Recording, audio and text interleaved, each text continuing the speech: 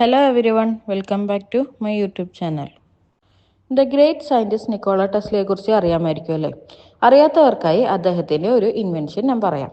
AC current, അതായത് നമ്മൾ normally ഇപ്പോൾ യൂസ് ചെയ്യാറുള്ള കറണ്ട് കണ്ടുപിടിച്ചത് അദ്ദേഹമാണ്. ഇത് മാത്രമല്ല ഒരുപാട് ഇൻവെൻഷൻസ് അദ്ദേഹം നടത്തിയിട്ടുണ്ട്. ലോകത്തിലെ മഹാന്മാരായ സയൻറ്റിസ്റ്റുകളിൽ ഒരാളായിരുന്നു അദ്ദേഹം.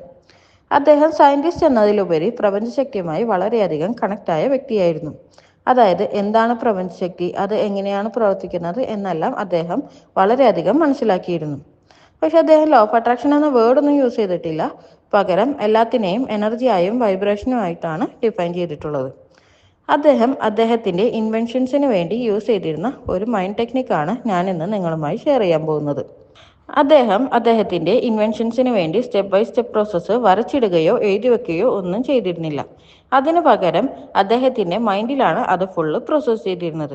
നമ്മളിപ്പോൾ ഒരു പ്രൊജക്റ്റ് സ്റ്റാർട്ട് ചെയ്യുകയോ അല്ലെങ്കിൽ ഒരു ഇലക്ട്രോണിക് സാധനങ്ങൾ ഉണ്ടാക്കാൻ തുടങ്ങുകയൊക്കെ ചെയ്യുമ്പോൾ നമ്മൾ ആദ്യം ചെയ്യുന്നത് എന്താ? ഒന്നില്ലെങ്കിൽ ഡയഗ്രാം നമ്മൾ ഉണ്ടാക്കും, അല്ലെങ്കിൽ സ്റ്റെപ്പ് ബൈ സ്റ്റെപ്പ് പ്രോസസ്സ് നമ്മൾ എഴുതി വെക്കും അല്ലേ? അങ്ങനെ നമ്മൾ പേപ്പറിൽ ചെയ്യുന്ന കാര്യങ്ങളെല്ലാം അദ്ദേഹത്തിൻ്റെ മനസ്സിലാണ് ഡെവലപ്പ് ചെയ്തിരുന്നത്. അദ്ദേഹത്തിന് ഒരു ഐഡിയ മനസ്സിൽ വന്നു കഴിഞ്ഞു കഴിഞ്ഞാൽ അത് വിഷ്വലൈസ് ചെയ്ത് അതിൻ്റെ എൻഡ് റിസൾട്ട് വരെ ഡെവലപ്പ് ചെയ്തിട്ടാണ് അദ്ദേഹം ഓരോ ഇൻവെൻഷനും നടത്തിയിരുന്നത്. അദ്ദേഹം പറഞ്ഞിട്ടുള്ളത് എന്താണെന്ന് വെച്ചിട്ടുണ്ടെങ്കിൽ ആദ്യം തന്നെ നമുക്ക് എന്താണ് ആഗ്രഹം എന്നുള്ളത് മനസ്സിൽ ഡെവലപ്പ് ചെയ്യണം എന്നുള്ളതാണ്. അതായത് നമുക്കിപ്പോൾ ഒരു ആഗ്രഹം ഉണ്ടെങ്കിൽ അത് നമ്മൾ മനസ്സിൽ ആദ്യം തന്നെ ഒരു ക്ലിയർ വിഷനാക്കി മാറ്റിയതിന് ശേഷം അതിൻ്റെ step by step process visualise ചെയ്ത് അതിൻ്റെ എൻഡ് റിസൾട്ട് വരെ നമ്മളുടെ മനസ്സിൽ ഡെവലപ്പ് ചെയ്യണം. അങ്ങനെ നമുക്ക് വളരെ മനോഹരമായിട്ട് നമ്മളുടെ എൻഡ് റിസൾട്ട് വിഷ്വലൈസ് ചെയ്യാൻ സാധിച്ചു കഴിഞ്ഞിട്ടുണ്ടെന്നുണ്ടെങ്കിൽ നമ്മൾ അതിലേക്ക് എടുത്തു വെക്കുന്ന ഓരോ സ്റ്റെപ്സും, അതായത് നമ്മളുടെ ആദ്യത്തെ സ്റ്റെപ്പ് ബേബി സ്റ്റെപ്സ് തുടങ്ങി ഓരോ സ്റ്റെപ്സും വിജയത്തിലേക്ക് എത്തിക്കുന്നതായിരിക്കും. നമ്മൾ ആഗ്രഹിക്കുന്ന കാര്യം നമുക്ക് മാനിഫെസ്റ്റ് ചെയ്യാൻ സാധിക്കും. എങ്ങനെ സാധിക്കും എന്നറിയാത്ത ചില കാര്യങ്ങൾ ഉണ്ടാവും അല്ലേ നമ്മളുടെ ഗോൾസിൽ. അങ്ങനെയുള്ള കാര്യങ്ങളിൽ നമ്മളുടെ ഈ പ്രപഞ്ചശക്തി അല്ലെങ്കിൽ നിങ്ങൾ വിശ്വസിക്കുന്ന ഏത് ശക്തിയാണോ ആ ശക്തി നിങ്ങൾക്ക് വഴികാട്ടിയാവും. ഇത് കേൾക്കുമ്പോൾ പലർക്കും ഉണ്ടാവുന്ന ഒരു ക്വസ്റ്റ്യൻ ആണ്, എനിക്ക് വിഷ്വലൈസ് ചെയ്യാൻ കഴിവില്ലല്ലോ, അപ്പോൾ ഞാനിങ്ങനെ ഇത് ചെയ്യും, അല്ലെങ്കിൽ എനിക്ക് വിഷ്വലൈസ് ചെയ്യാൻ ബുദ്ധിമുട്ടാണല്ലോ, അപ്പോൾ ഞാനതിങ്ങനെ ചെയ്യും എന്നൊക്കെ. അങ്ങനെ ബുദ്ധിമുട്ടുള്ളവർക്ക് അതിന് നിങ്ങൾ സഹായിക്കുന്ന ഒരു എക്സസൈസ് ഞാൻ പറഞ്ഞുതരാം. അതായത് നിങ്ങൾ ആദ്യം തന്നെ ഒരു സ്ഥലം തിരഞ്ഞെടുത്ത് അവിടെ ശാന്തമായി ഇരുന്നു കൊണ്ട് നിങ്ങൾ നിങ്ങളുടെ മുന്നിലുള്ള ഏതെങ്കിലും ഒരു ഭാഗത്തേക്ക് ഫോക്കസ് ചെയ്യുക. ഒരു 2-3 മിനിറ്റ് നന്നായി ഫോക്കസ് ചെയ്തതിന് ശേഷം നിങ്ങൾ കണ്ണുകൾ അടച്ച് അത് എക്സാക്റ്റായി വിഷ്വലൈസ് ചെയ്യാൻ സാധിക്കുന്നുണ്ടോ എന്ന് നോക്കുക. അങ്ങനെ നമ്മൾ റിപ്പീറ്റായി ചെയ്യുമ്പോൾ നമ്മുടെ മനസ്സ് ഓട്ടോമാറ്റിക്കലി വിഷ്വലൈസേഷൻ റെഡിയാവും. അതിനുശേഷം ചെറിയ ചെറിയ എന്തെങ്കിലുമൊക്കെ വിഷ്വലൈസ് ചെയ്യാൻ ശ്രമിച്ചു നോക്കുക.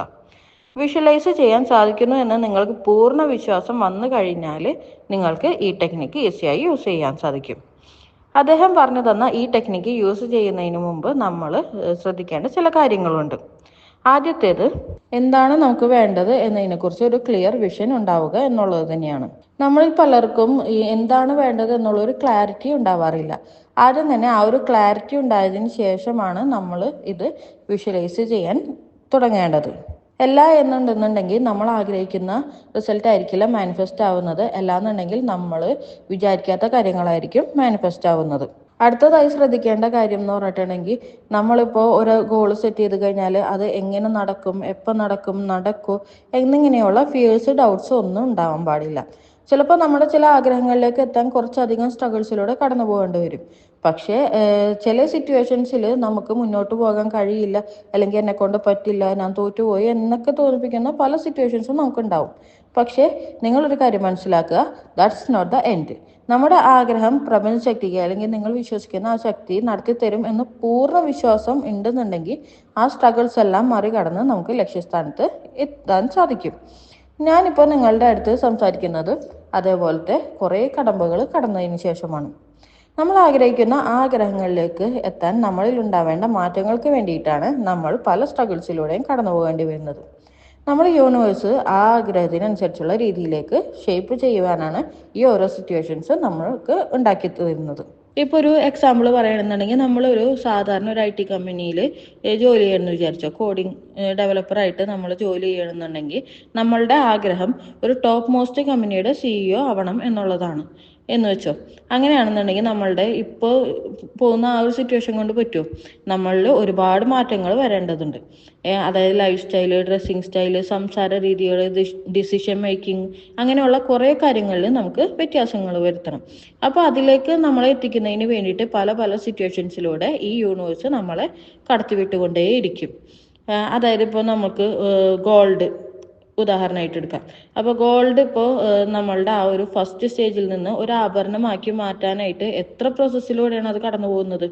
അതേപോലെ തന്നെ നമ്മളുടെ ഇപ്പോഴത്തെ സിറ്റുവേഷനിൽ നിന്ന് നമ്മളുടെ ഗോളായിട്ടുള്ള ആ ഒരു CEO പോസ്റ്റ് എന്നുള്ള ആ ഇതിലോട്ട് എത്തിക്കാൻ നമ്മൾ ഒരുപാട് സ്ട്രഗിൾസിലൂടെ അല്ലെങ്കിൽ ഒരുപാട് പ്രോസസ്സിലൂടെ നമ്മൾ കടന്നു പോകേണ്ടി വരും.